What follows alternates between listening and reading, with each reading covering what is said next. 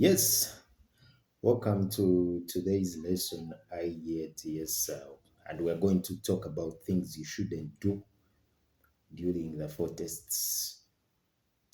Now we're having something that is called using impressive words. You feel like you want to impress the examiner. Hmm? You don't need to impress the examiner at all. Do not force to impress the examiner using those impressive words because you might end up lowering your band, thinking that you're trying to impress the examiner, yet you're lowering your band, your score. So please, some individuals do emulate their courtyards and they really feel like in their existence they want to use the words that will impress the examiners. Mhm. Remember, I told you before that once you are attempting any of the questions, you don't have to write things that maybe the examiner has to agree with you when giving your ideas. As long as your idea is connecting to what is being asked, then the examiner doesn't have to first agree with you. The examiner has not to take a side. Uh, you should improve your daily lives. You should be clear and confident. First, during your preparations, the time you spend preparing, just make sure you're clear and you're confident. Just just feel like you use. That's why I encourage you to do more practice before you attempt any exam, because that builds your confidence and you become more familiar with these tests. You become more familiar to the questions. Mhm. Do not use words that are unusual to you.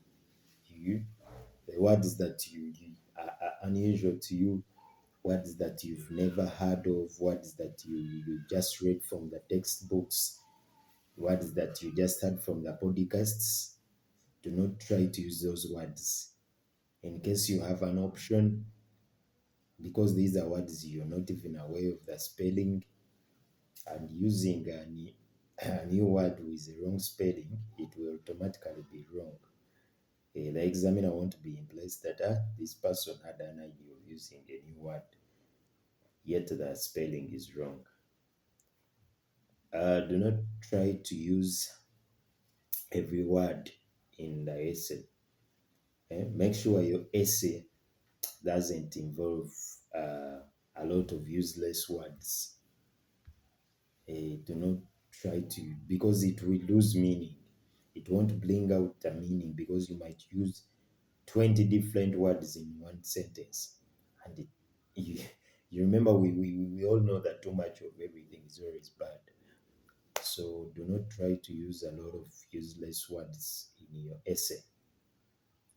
I'm telling these things, maybe some other teachers want to be open to you to tell you this, but specifically, I want you to know, because I wouldn't want you to pass through what I passed through. Some of us had to attempt more than one time to see that we raised the bands we wanted. Do not ignore the context. That is a very huge mistake most of the people do, and it lowers your band, ignoring the context of the question. Mm. You should not you should not start saying, if they've told you that many people believe, let's say in bracket it is talking about children. eh, Now the context, you have to see that context. Individuals believe, or many people believe. If you're bringing it out, do not repeat that very statement the way it is when you're starting to answer. Use some new words that will still bring out the context the way it was given to you. You can say, uh, many many people do what? If it is many individuals believe, you can say that many people believe, or you can say that a wide number believes, wide number of people believe. You have to make sure that the context doesn't change when answering. Choose the right word for the situation. You always bear that in mind. Now, let me tell you more about the context. This is one of the most common words in English, but relying on it too much can make your essay sound basic. In IELTS, you often need to be more specific. Knowing synonyms shows you can choose the right word for the right context, and not just knowing them and then you don't know how to apply them in the essay you're doing. I'll give you an example sentence. Many people believe that the government should be thoroughly responsible for the environmental protection. Now, this is how we are going to change this statement, but we really stay with the context. You will have to replace the word individuals. As you see, this one sounds slightly more formal and academic. So we can say the public often believes. We are replacing the word many people. We are replacing the word individuals with okay, let me start from up. That statement is, the question is saying that many people believe that the government should be thoroughly responsible for environmental protection. So for you can say that many individuals believe that the government should be thoroughly responsible. You see, this statement, I told you, it is slightly more formal and academic. You can choose to replace the word many people with the public. The public often believes that the government should be thoroughly responsible. This refers to people as a collective group. We are talking of many people. You can choose to use citizens. You can say many citizens believe that the government should be thoroughly responsible. This is perfect when discussing rights, duties, and person's relationship with their country. So the context matters. You saw how I was trying to show you that you can change the words in the statement but still mean the same thing.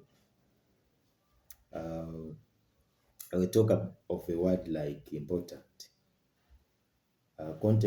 Context and why you need to know it. You will often need to argue that a point is important. However, important is sometimes overused. Using stranger, more descriptive synonyms will make your argument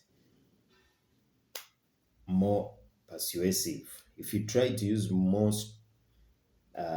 stronger synonyms or more descriptive synonyms, it will make your arguments more persuasive. I'll give you an example sentence. It is important for young people to learn a second language. How can we change this statement but still remain with the same context? It is crucial.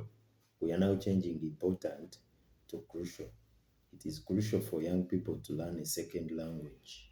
This implies it's a decisive point for future success. We can use vital. It is vital for young people to learn a second language. Suggests it is necessary or essential for life or success. And you can as well use essential. It is essential for young people to learn a second language. It is still on the same context, but we are now changing the word important to essential. It's not that necessarily you have to only change one word in the sentence. You can choose to change more than one word in the sentence, but as long as you feel like the statement will still sound the same context, like the question, you can We have a lot of examples and we shall be scripting them in the next video. Just subscribe.